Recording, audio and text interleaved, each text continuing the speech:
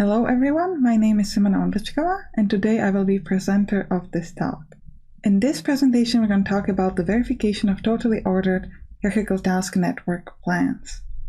I am part of a team with Roman Barták, Gregor Behnke and Pascal Bercher, and in our previous work we created a parsing-based verification algorithm for hierarchical task networks. And after we did that, we noticed that many hierarchical task network domains are totally ordered. So we asked ourselves a question: could we find an improvement that would speed up the algorithm if the domain was totally ordered, but would still be able to solve regular domains? Could we essentially create a verificator that can still solve everything, but would be much more effective when it comes to totally ordered domains? Now, the answer to this question is in this presentation. First, I'm going to talk to you about how the actual verification approach works. Then we'll talk about what the improvement is. And finally, I'm going to compare this new improved approach with the previous one, and we're going to see whether it's actually faster or not. So first, let's talk about how does it work. Now, I have to tell you here that this is a bit of a surface level explanation because we just don't have the time. But if you want to know more, definitely come to our poster and we can talk. Obviously, this is plan verification, so we are given plan, model, and problem, and we are trying to find a goal task.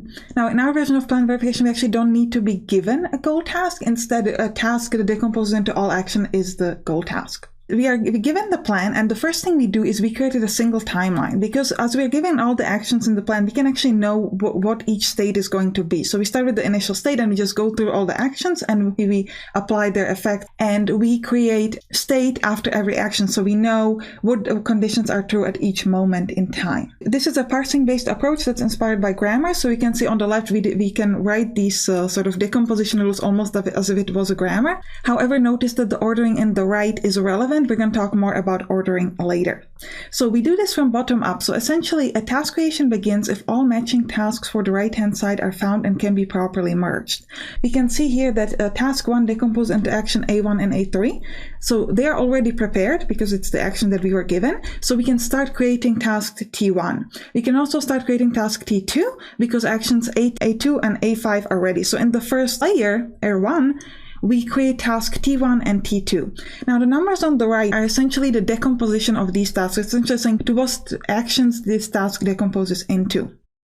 Then we build the next layer. So for example, we look at task T3 and we notice that, okay, task T1 is already done and action A4 has been ready the whole time. So we can now create in the next layer task T3. Now on the right, you can again see the decomposition in the actions. This is fairly simple. We just take the decomposition from the subtasks and we merge it. This way we build up the layers until we get a task that decomposes into all actions, which is our goal task. Now I want to note here that we can have before and between conditions and obviously ordering conditions. All right, now we're going to talk about interleaving. It might seem like we are jumping the topic, but this is very important and it's going to tie everything together. So let me explain an example. Let's assume we have some goal task that decomposes into two tasks, restart 1 and restart 2, with no ordering at the moment. Then we have a task restart that decomposes into task turn off your computer and turn on your computer. And it has to be in this order. If you just need to turn it off, then turn it on in order to do a restart. And then let's assume we have two different plans. Our first plan is going to be turn off computer 1, turn on computer 1, turn off computer 2, turn on computer 2. Now above these actions we can build the restart, so we can see restart 1, restart 2, and on top of that is the goal task that decomposes into my restart 1 and restart 2. Then we have a second plan that goes like this: turn off computer 1, turn off computer 2, turn on computer 1, turn on computer 2. And again we have our restart actions and our goal tasks. The second example is showing you what is interleaving. In the second example, the task restart 1 and restart 2 are interleaving. What does that mean? Interleaving just means that some actions that the task decomposes into are between actions of other tasks. So for restart 2, an action that it decomposes to turn off computer 2 is between actions for task restart 1. So this is called interleaving. Essentially, it means that the tasks are kind of between each other, okay? At this point, let me say that this is not a totally ordered domain, right? We have no ordering for the goal method. So what if you wanted to give it one, right? What if you wanted to say that restart 1 is before restart 2, right? Or something. What if we just want to make it totally ordered? Well, what we're going to notice here, let me jump to the next slide to show it, is that interleaving and totally ordered domains don't work together. And why? Well, because if you have two tasks that interleave, as you can see in the example here, the restart 1, restart 2, I cannot give it any ordering. I can't say that restart 1 is before restart 2 because one action of restart 2 is kind of inside the task restart 1, and the same goes the other way around. It just doesn't work. You can't give any kind of ordering, right? So this means that totally ordered domains can't have interleaving tasks. And this will lead us to proposition number 1. For a totally ordered HTN domain model, each task decomposes to a contiguous subsequence of actions in the plan. And this is very, very important. Now, obviously, there's no proof here because I just don't have the time, but you can read the paper, you can come to see us at our post and we can talk about it.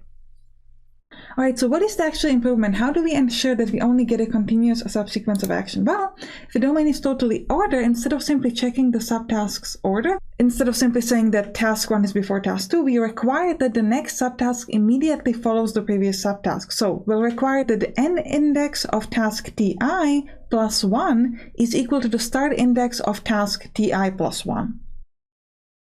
Now, if some of you might ask, how do we even know that the domain is totally ordered? We can actually detect it by, for example, using a transitive closure of precedence relation. And if we know that it's true, then we apply these strict rules. But if it's not totally ordered, so we just use the previous ordering as required.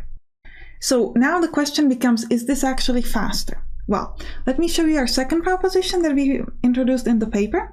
Let T be the number of tasks in the totally ordered HTN domain and N be the number of actions in a plan. Then the extended HTN plan verification algorithm generates at most OT times N to the power of 2 different pairs of task and its decomposition. So the act, it's a start and end index of a task and action it decomposes into. Just for the comparison, the old verification, even on totally ordered domains, can still potentially generate exponential number of pairs. Again, for proof, you have to check the paper. Now, we did an evaluation. We compared it to the previous verification algorithm that doesn't have any special treatment towards totally ordered domains. We compared this on 10,963 plans with an average length of 239 actions. And this is from a set of plans from the International Planning Competition. And these are all totally ordered domains. Now, as you can see here in the evaluation, the x-axis is showing the number of solved instances and the y-axis is showing the runtime in seconds. We gave a time limit of 10 minutes. If the problem wasn't solved in 10 minutes, we just stopped it. And the red is showing you the new algorithm. The blue is showing you the old or the previous version. Now we can see that not only is the new algorithm much faster, but it's also able to solve many more instances within the time limit. Now on the bottom you can see the graphs just for the old and just for the new algorithm separately. So again, on the x-axis we can see the length of the plan, and on the y-axis we can see the runtime in seconds. And finally we have a scatter plot where on the x-axis we can see the runtime in seconds for the old algorithm, and on the y-axis we can see the runtime for the new algorithm. So as you can see from the evaluation, the new algorithm is significantly faster and can definitely improve the performance for totally ordered domains. Now, if you like this presentation or if you have any questions, we'll be very happy to see you next to our poster.